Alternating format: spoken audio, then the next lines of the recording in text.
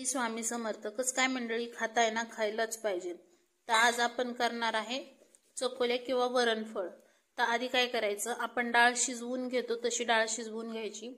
नंतर नाही का कढईत तेल टाकायचं, जिरे मोहरी टाकायची आणि लसूण आणि मिरची वाटलेली पेस्ट टाकायची. ती परतून घेतली की त्याच्यात थोडीशी कोथिंबीर आणि हळद टाकायची आणि नंतर डाळ टाकून घ्यायची. डाळ टाकल्याच्या नंतर मीठ टाकायचं आणि ते डाळ उकळायला ठेवायची. डाळ उकळेपर्यंत पीठ मळून घेतलेलं असं त्याची चपाती लाटायची आणि त्रिकोणी आकारात कापून घ्यायची. नंतर त्याच्यात थोडासा सांबर मसाला टाकायचा आणि त्या आपण केलेले काप त्याच्यात टाकून द्यायचे आणि चांगली शिजवून घ्यायची. शिजवून घेतल्याच्या नंतर वरून थोडीशी कोथिंबीर टाकायची आणि ताटामध्ये लोणचं आणि वरणफळ सर्व करायचं. एकदम टेस्टी.